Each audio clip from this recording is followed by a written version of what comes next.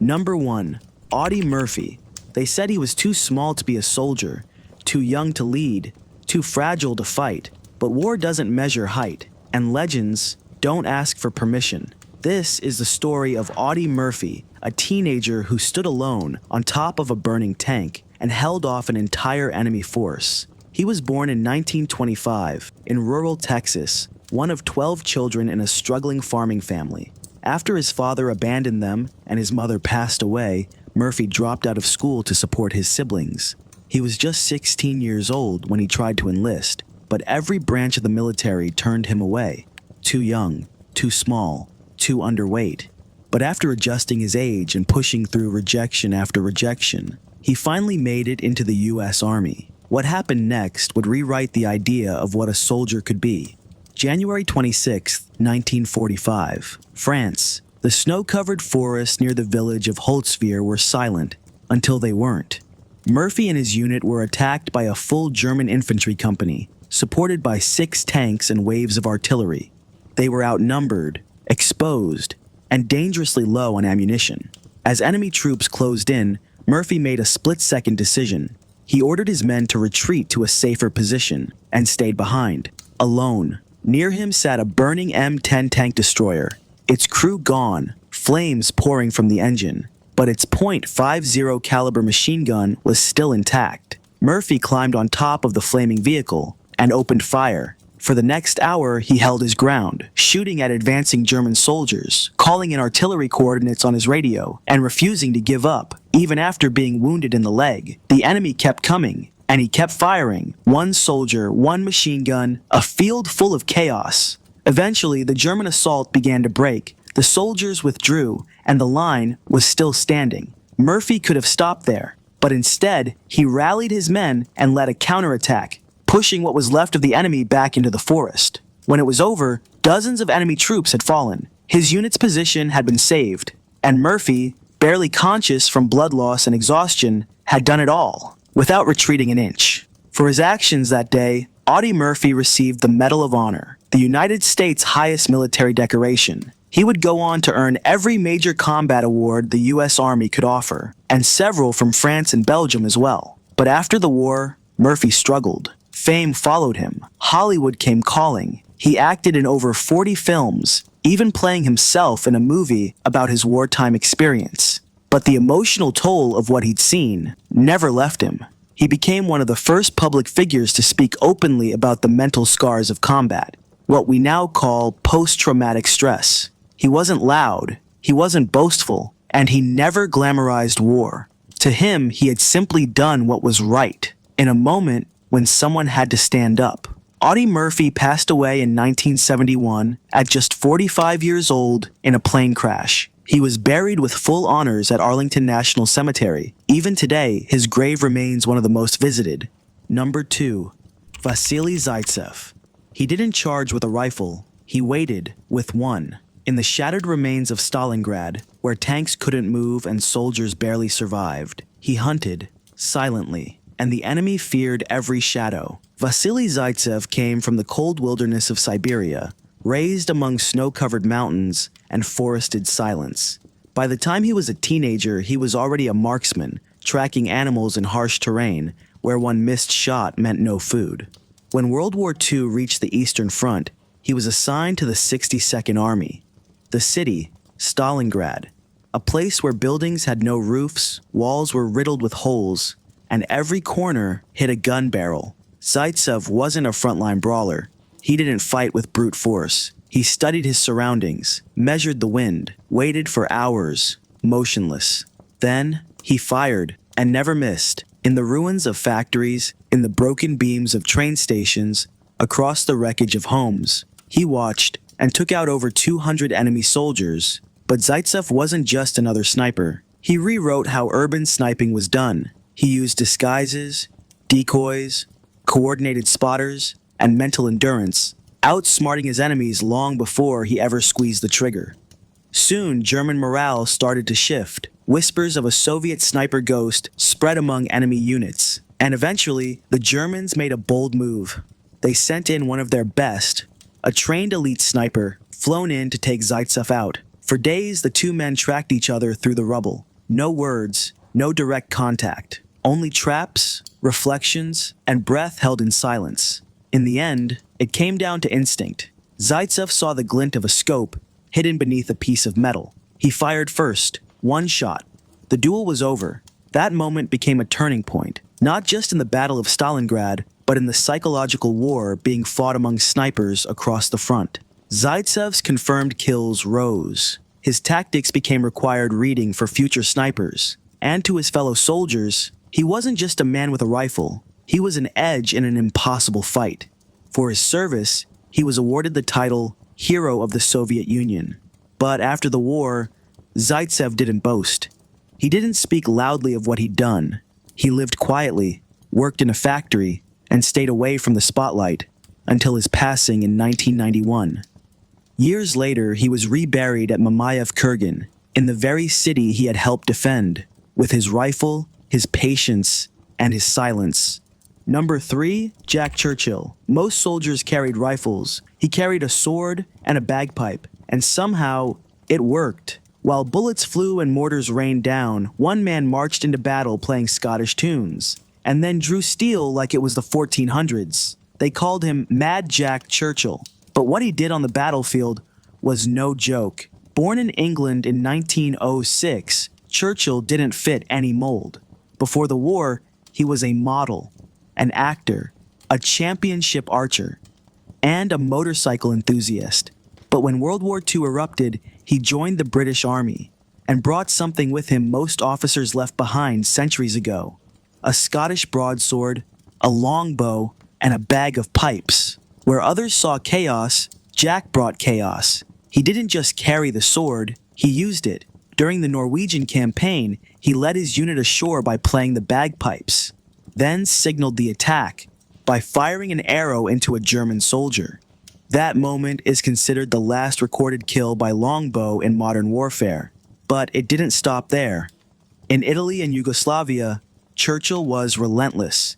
In one daring mission, he moved through enemy territory armed only with his sword and captured 42 German soldiers, alone, no gun, no backup, just a broadsword and confidence. His motto became famous across the ranks: any officer who goes into action without his sword is improperly dressed. But his story takes an even stranger turn. In 1944, during a mission in Yugoslavia, Churchill was finally captured. After a failed ambush, he was knocked unconscious and taken to Sachsenhausen concentration camp in Germany. But he didn't stay. He escaped. He and another officer slipped under the wire and began walking toward the Baltic coast, traveling over 100 miles by foot before being recaptured. After the war, most soldiers retired. Churchill didn't. He volunteered for service in British-occupied Burma, but the war ended just as he was being deployed. His reaction? He reportedly said, "If it weren't for those bloody Yanks, we could have kept the war going for another 10 years. Half joking. Half probably serious. Jack Churchill eventually retired from the military, but not from adventure. He took up surfing in his 50s, commuted by train while tossing his briefcase out the window, so he wouldn't have to carry it from the station. He passed away in 1996 at the age of 89. Still a mystery, still a legend. Number 4, Simo Häyhä. He never used a scope, he never said much, but for 100 days, he was the most feared man in the forest. They called him the White Death, but the Soviets never saw his face, only the aftermath. Simo Häyhä was born in Finland in 1905, quiet, small-framed, and skilled with a rifle from an early age. He grew up hunting in the snowy woods, where survival meant blending in, moving with the cold, and letting silence do the work. Then came the Winter War. 1939, the Soviet Union invaded Finland. What followed was one of the harshest winter campaigns in modern military history. And deep in those frozen forests, Simo waited. He wasn't part of a sniper team. He worked alone. No scope, no high-tech gear, just a bolt-action rifle with iron sights, because a scope could reflect sunlight and give away his position.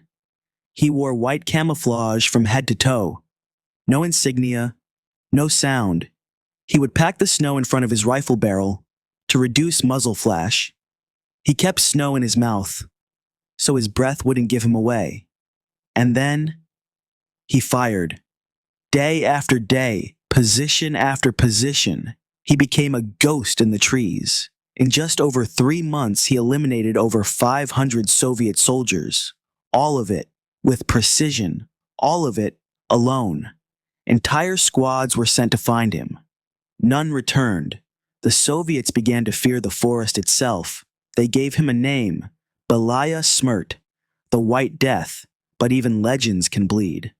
On March 6, 1940, a Soviet soldier fired an explosive round that hit Häyhä in the face, shattering his jaw and cheek. He was pulled from the snow, barely alive. He remained in a coma for days, waking up on March 13th, the exact day peace was declared and the war ended.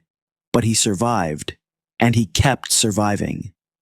Simo Häyhä went on to live quietly in the Finnish countryside. He never bragged, never claimed to be a hero, and when asked years later how he achieved such a high number of confirmed kills, he simply replied, "I did what I was told, as well as I could." He passed away in 2002 at the age of 96. No medals on display, no headlines, just a legacy of focus, patience, and silence. Simo Häyhä didn't chase glory. He just showed up, laid still, and became a name history would never forget.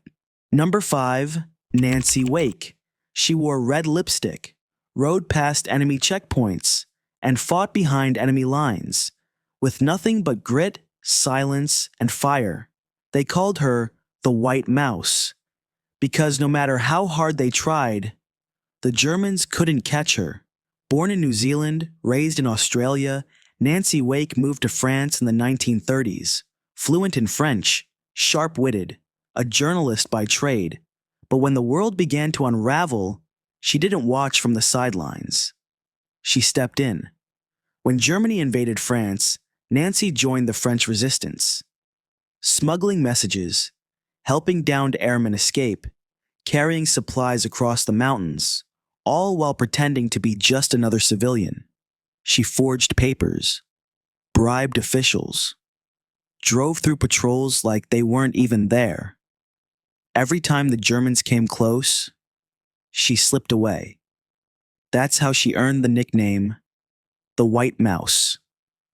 But she wasn't just running, she was building something. By the time the Gestapo caught on, they placed a massive bounty on her head, so high that even Hitler was reportedly aware of her name. But Nancy Wake didn't back down. She left France, escaped to Britain, and joined the Special Operations Executive, a secret British unit that trained agents to fight behind enemy lines. She learned to parachute, handle explosives, plan ambushes. Then, she parachuted back into France. But now, she wasn't sneaking supplies, she was leading armies. Nancy coordinated guerrilla groups across occupied regions, planned attacks on German convoys, blew up bridges, cut phone lines, sabotaged supply routes. In one mission, her team's position was nearly discovered by a German soldier. There was no time to think. Nancy stepped forward and took him down with her bare hands. Fast, quiet, controlled. She didn't wait for orders. She acted. By the end of the war, Nancy Wake had become one of the most effective resistance leaders in Europe. She was awarded honors from France, Britain, the United States, and Australia. But she never called herself a hero. She said she just did what had to be done. After the war, she refused the spotlight, lived a quiet life. No speeches, no shows, just peace, the kind she had fought for. Nancy Wake passed away in 2011 at the age of 98. Charming, unshakable, brilliant under pressure, the White Mouse never got caught, and her legacy? It still moves, quietly but powerfully, through history. Number 6, Desmond Doss. He walked into battle, without a gun, and walked out with the lives of 75 men on his back.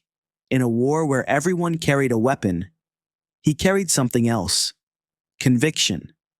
Desmond Doss was born in Virginia, 1919. Raised in a quiet religious household, he believed deeply in the commandment, "Thou shalt not kill."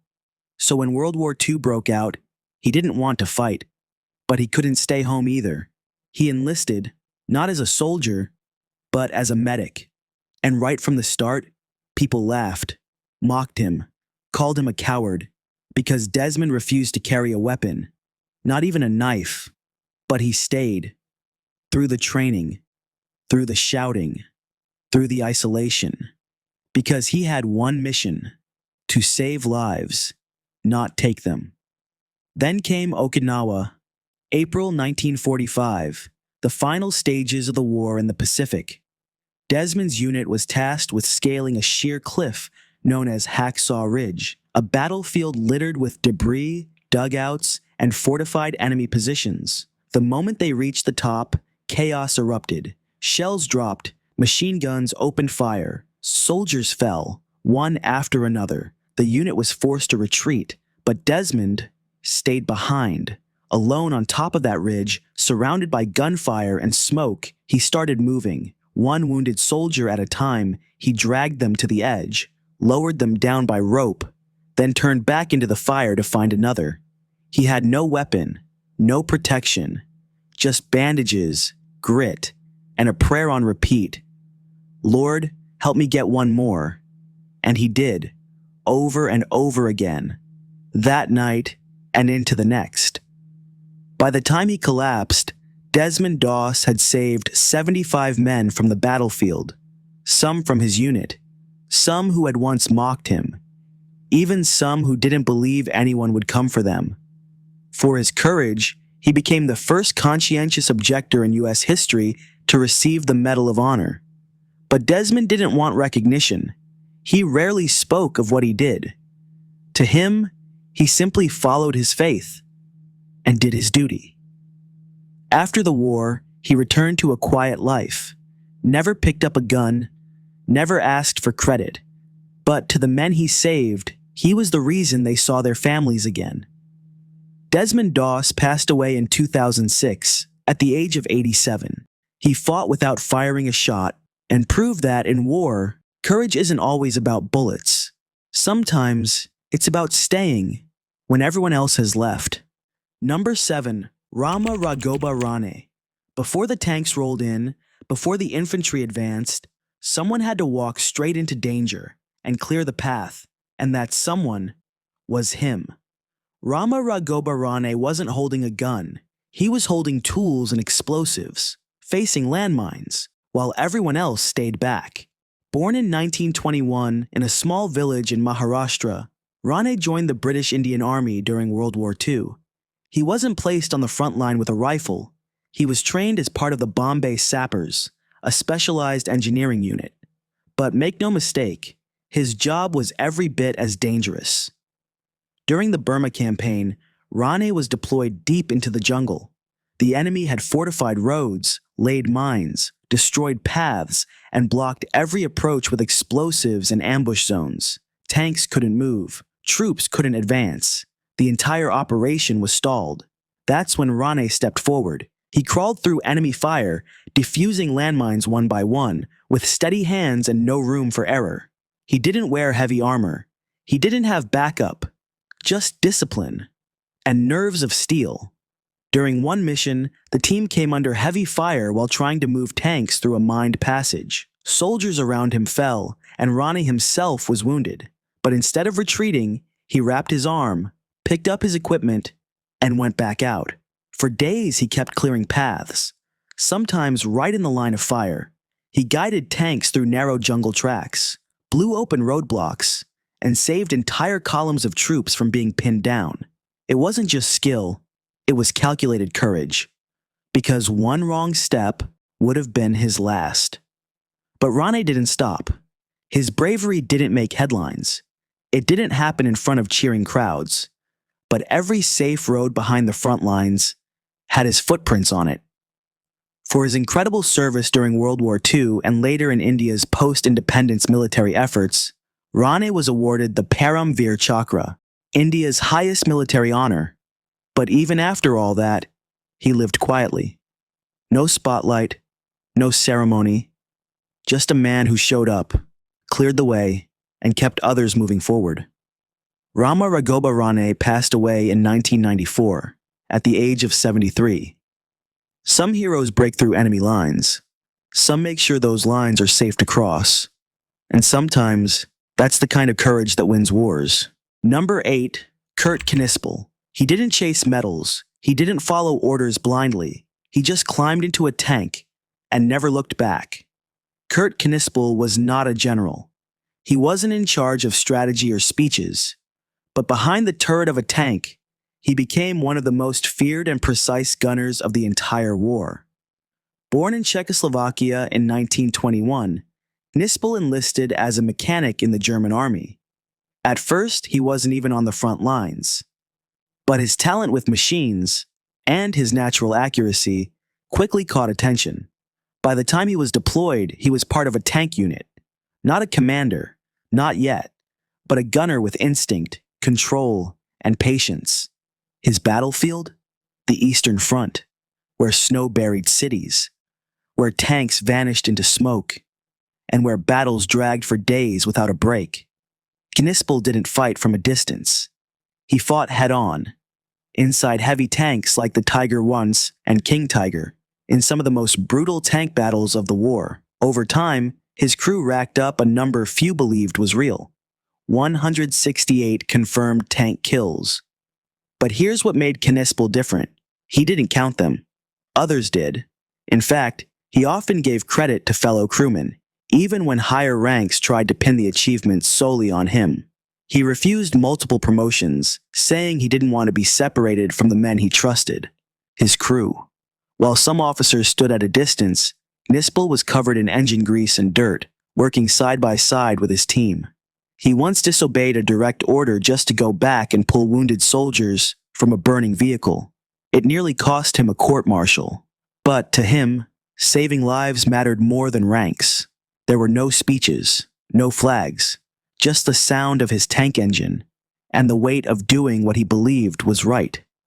In April 1945, during one of the final battles in Czechoslovakia, Knispel's tank was hit. He was wounded and didn't survive. He was just 23 years old.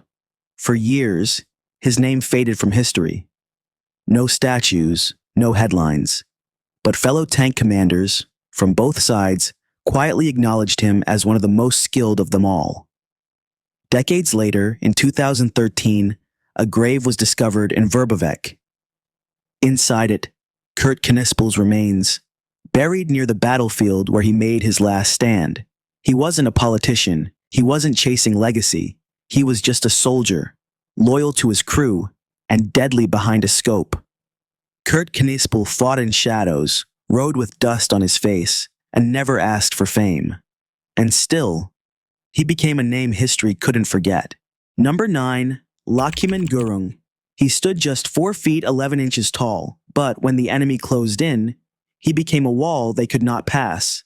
Lachiman Gurung was born in Nepal in 1917, in a quiet village surrounded by mountains. He didn't grow up with much.